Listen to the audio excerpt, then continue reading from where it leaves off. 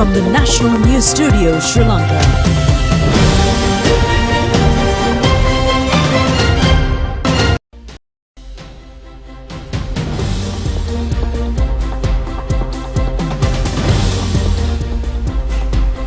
A very good evening to you and welcome to the news live from the National News Studios. And on behalf of the Sri Lanka Rupavahini Corporation, we'd like to wish you a very happy and prosperous Sinhala and Tamil New Year. I'm Sharifa Tahir. I'm Niket Karunaratne and we'll start off with the headlines as usual.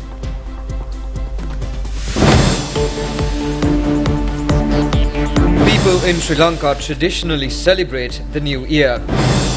The National Television New Year Festival will be held in Delgoda tomorrow. Rukirula 2023 competition will be telecast live from 5:30 p.m. tomorrow.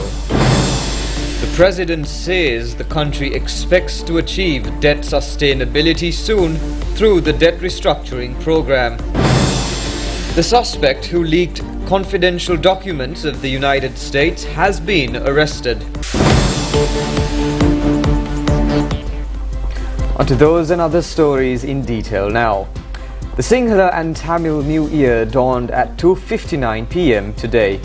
People throughout the country have joined to celebrate the New Year in the traditional manner.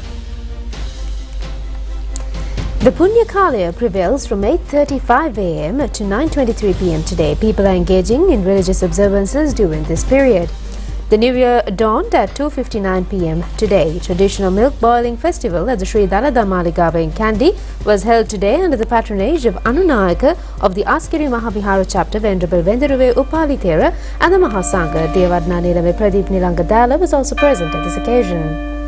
The auspicious time for the preparation of meals was at 3:29 p.m. today. It was stated in the Nakat Patra to prepare milk rice mixed with curd and sweetmeat, mixed with gingerly and vilanda, by setting up a hearth facing south with clad in mixed colours. This ritual was held at the Sri Lanka Rupavahini Corporation premises today. The National Television brought live New Year telecast from the residence of Good.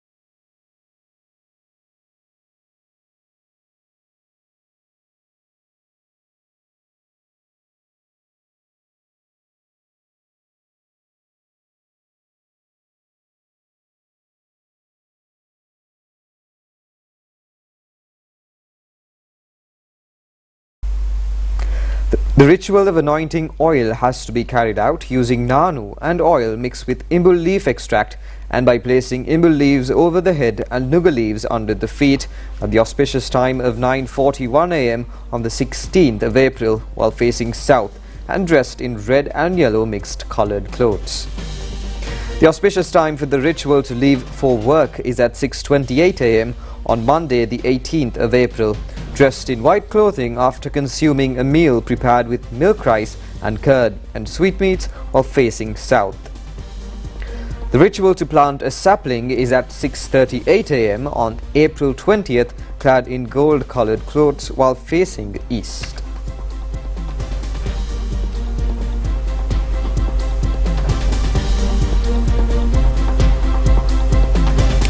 Now, Rukirula 2023 of the National Television will be held in Studio number 3 at 5:30 p.m. tomorrow.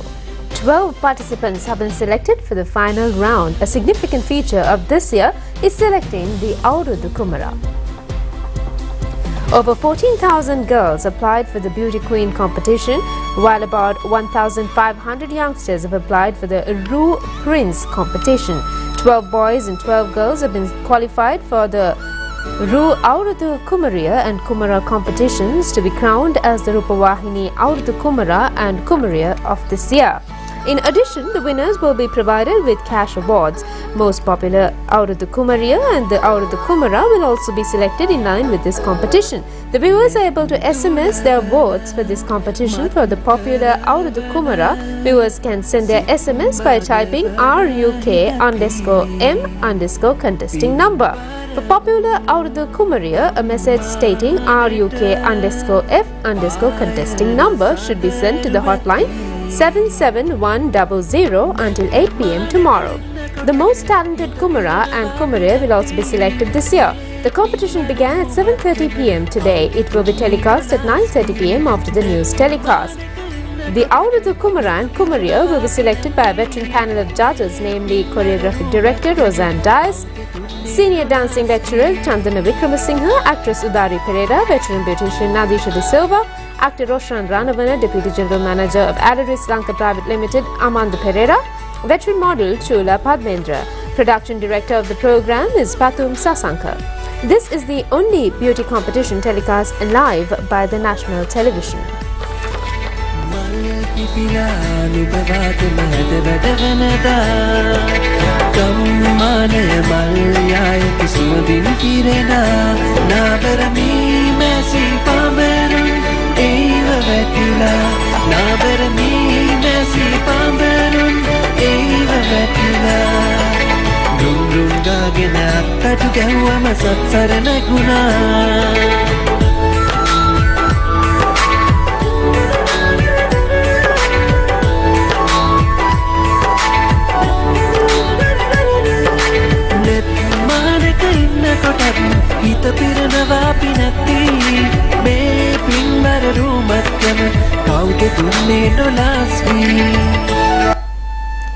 Meanwhile,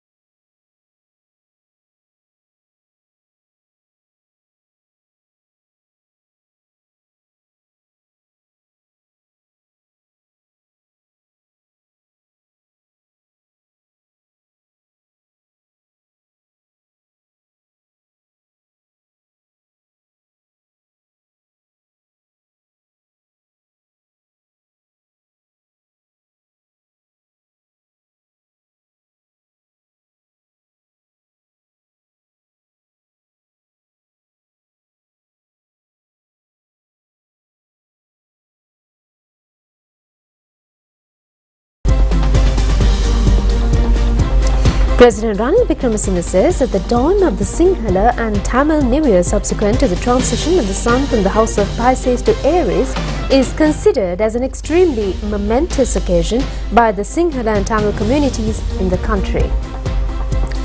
On this propitious celebration, people traditionally engage in observing New Year customs as stipulated auspicious times with the wish of securing abundant prosperity. Last year, amidst the unprecedented economic crisis which disrupted our daily lives, we partook in the New Year rituals with untold hardship and was confined to a struggle in alleviating from the adversity.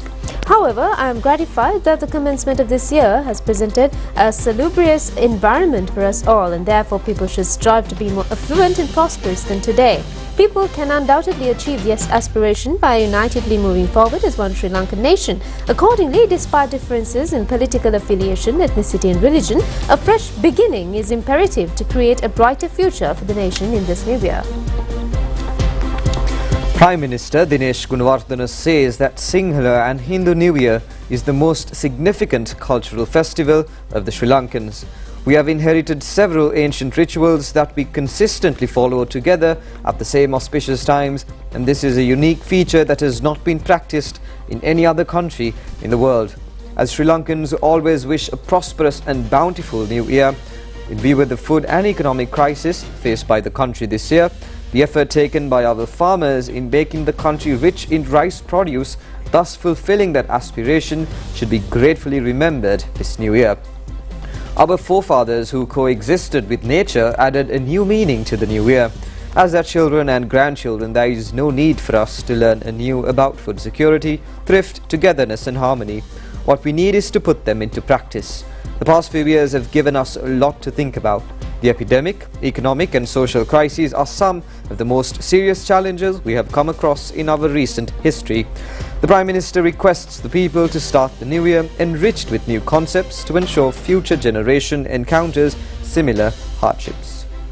Opposition leader Sajid Premadasa says that the Sinhala and Tamil New Year will help to improve social relations, maintain old customs and improve mutual trust between each other. In a message to mark the New Year, this was stated. For several years, the people of Sri Lanka have celebrated the New Year amid many challenges. With the dawn of the New Year, he wishes for prosperity and good health for the country and the people. Our country, which used to have a self-sufficient economic pattern, has now become a country in distress. Even the opportunity to celebrate the New Year together with all the family members with happiness, peace and comfort has been lost since several years. The opposition leader hopes that the period of darkness will be over and that the entire citizens of our country will have the strength to rally with determination for a prosperous and bright future in the truest sense of the word. Now, President Ranil Wickremesinghe says that Sri Lanka expects to achieve debt sustainability through the debt restructuring program started today with creditors India, Japan and France. The President made this comment joining a press briefing held online with the three countries with regards to Sri Lanka's debt restructuring. This media briefing was held in the sidelines of annual spring meetings of the World Bank and the International Monetary Fund held in Washington these days. Addressing the media briefing, President Ranil Wickremesinghe said that Sri Lankan government hopes to carry out this debt restructuring program more successfully in a transparent manner. Joining the press briefing, Indian Finance Minister Nirmala Sitharaman said that the Sri Lanka should act very closely with mutual understanding with the creditors of Sri Lanka. Japanese Minister of Finance Sunichi Suzuki said that it is a historic victory to bring all creditors of Sri Lanka to a single forum. He added that the debt restructuring program initiated today jointly with Japan, India and France is a common stage. Any credit owner country can join this forum. Deputy Managing Director of the IMF, Kengi Okamura, said Sri Lanka's debt restructuring must be carried out with the support of the creditors without delay in order to gain debt sustainability. Colombo city is usually congested with crowds. However, the city becomes a ghost town during the Sinhala and Tamil New Year days since the people who engaged in employments and businesses have left the city and gone to their native places. The Colombo city today remained a lonely place.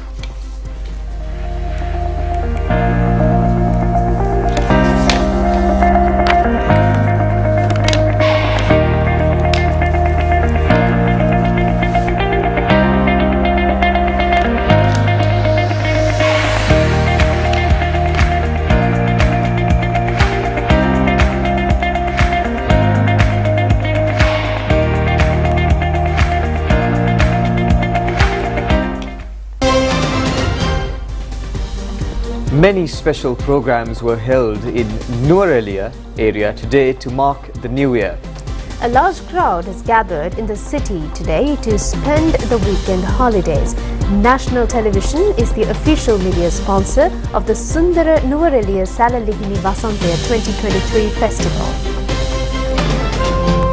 Sri Lanka Insurance සමගින් සුන්දර Nuwara Eliya Salalihini වසන්තය 2023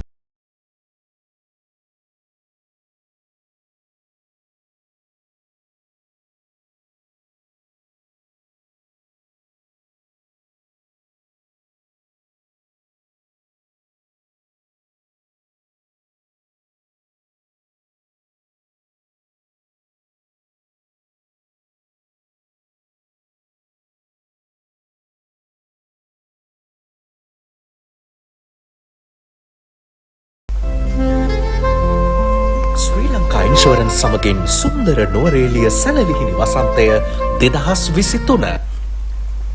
We'll be back with more local stories after a short break.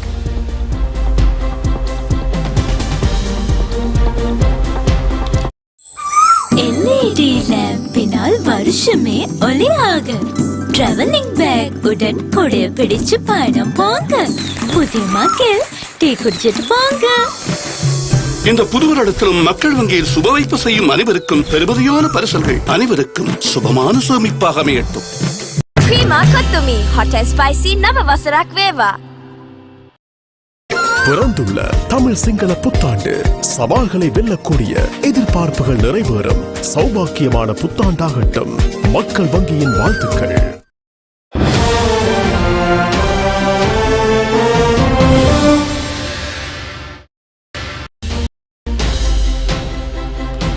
Welcome back, and continuing with more local stories, New Year festivals have been organized in many places throughout the island to mark the Sinhala and Tamil New Year.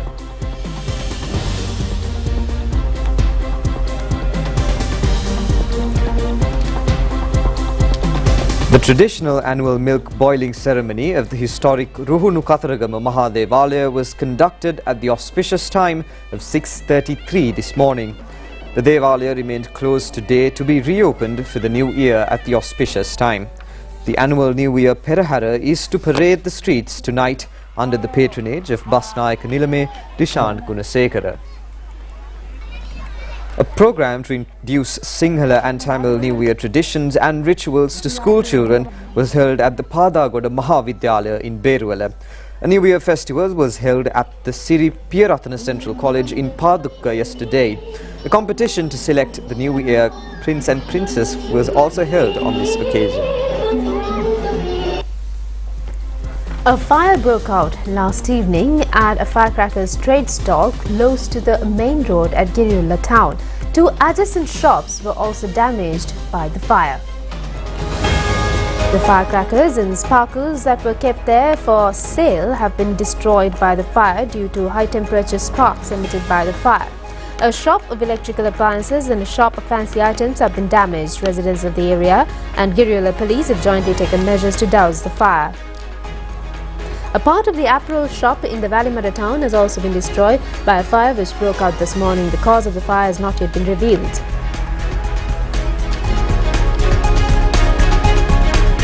A 3-wheeler has caught fire and totally burnt at Agalabata area. Police say that a technical failure has caused the fire. 4 people from Ragam area were travelling by the 3-wheeler to visit their relations for the New Year at the time of the accident. Well, that's it on local news, and we'll be back with news overseas. ක්‍රීමා කොතුමි hot and spicy නව වසරක් වේවා.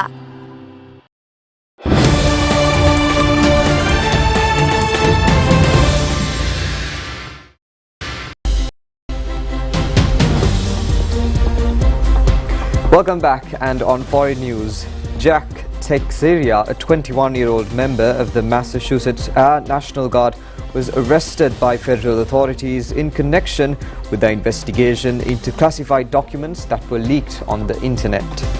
FBI agents took Teixeira into custody yesterday without incident. Attorney General Merrick Garland announced in brief remarks at the Justice Department, which has been conducting a criminal investigation.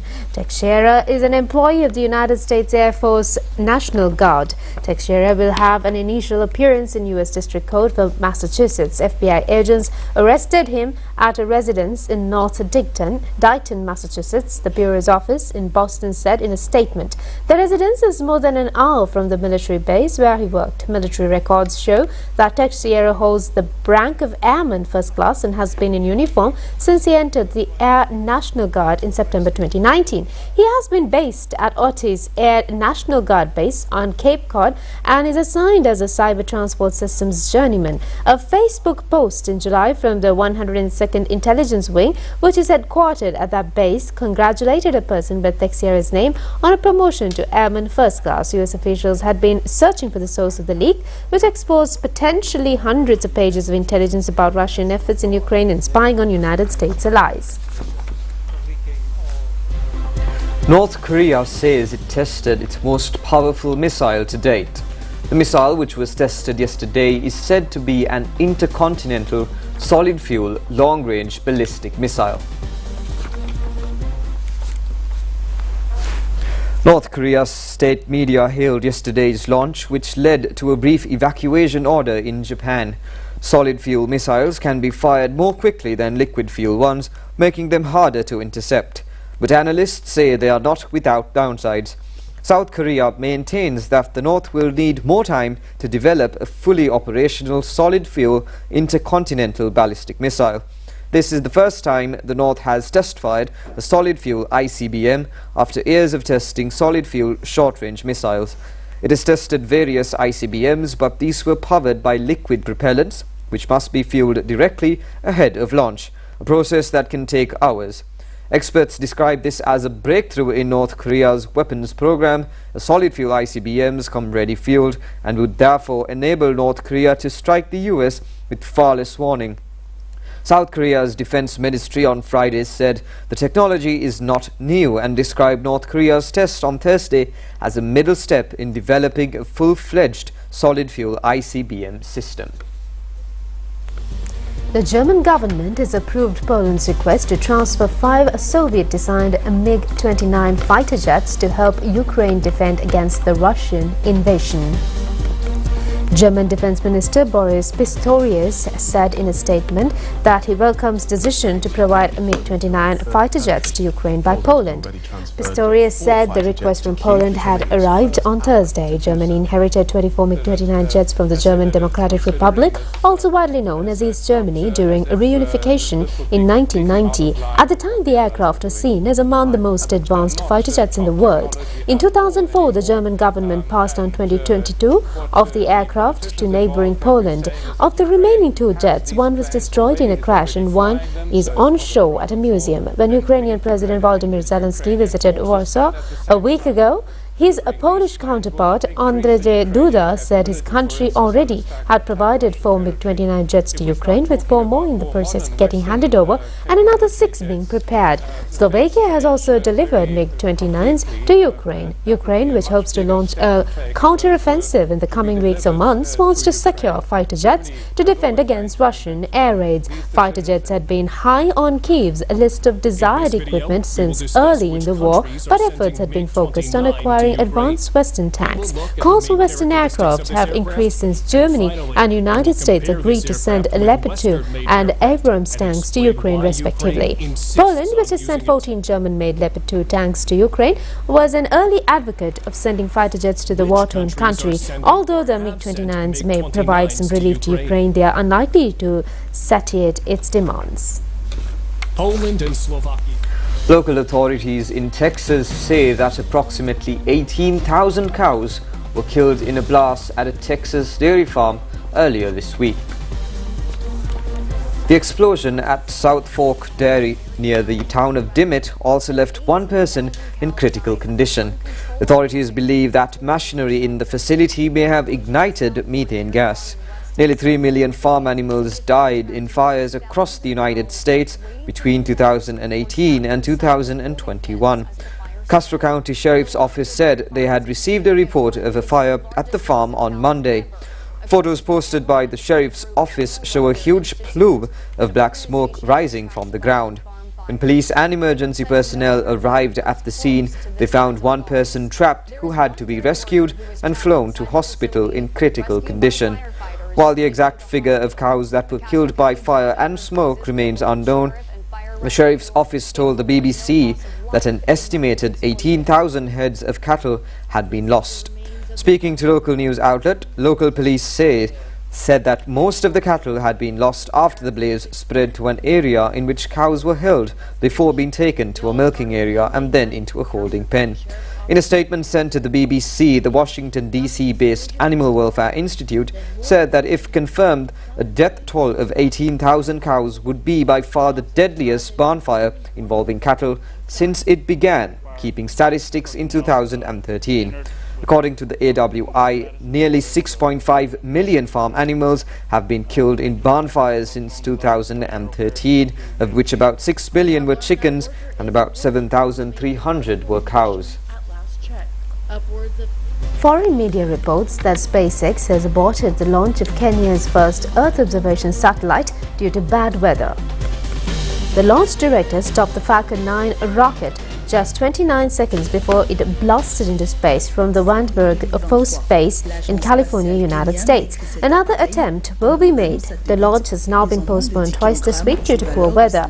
Kenya's Taifa 1 satellite is among 51 other satellites and orbital vehicles that are scheduled to be deployed on the Transporter 7 mission. It will be used to gather data for agriculture, land and environment monitoring. The satellite would be the 50th deployed by African nations. So far, 14 countries in the continent have sent satellites into space, with many of them opting for commercial companies like SpaceX for their launches. Creama Kottumi, hot and spicy නව වසරක් වේවා.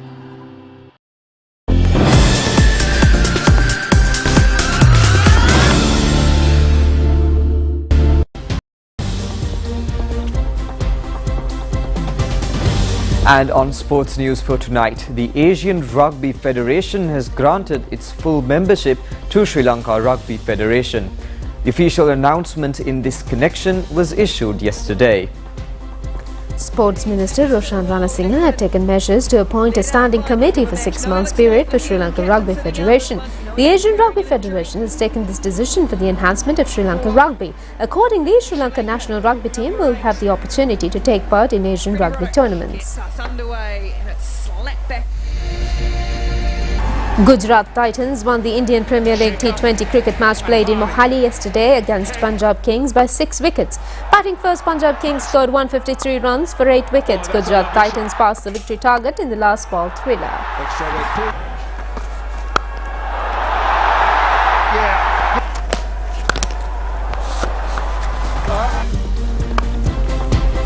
A Spanish extreme athlete has emerged from a cave after spending 500 days with no human contact, in what could be a world record. When Beatrice Flamini entered the cave in Granada, Russia had not invaded Ukraine and the world was still in the grip of the COVID pandemic. It was part of an experiment closely monitored by scientists. Ms. Flamini, aged 50, entered the cave when she was 48. She spent her time in the 70 meters deep cave exercising, drawing and knitting woolly hats. She got through 60 books and 1,000 liters of water, according to her support team. She was monitored by a group of psychologists, researchers, speleologists, specialists in the study of caves, but none of the experts made contact with her. Footage on the Spanish station showed her climbing out of the cave, grinning before hugging her team. Speaking shortly afterwards, she described her experience as excellent, unbeatable. Ms. Flamini told reporters that she lost track of time after about 2 months. Creama Kottumi, hot and spicy නව වසරක් වේවා.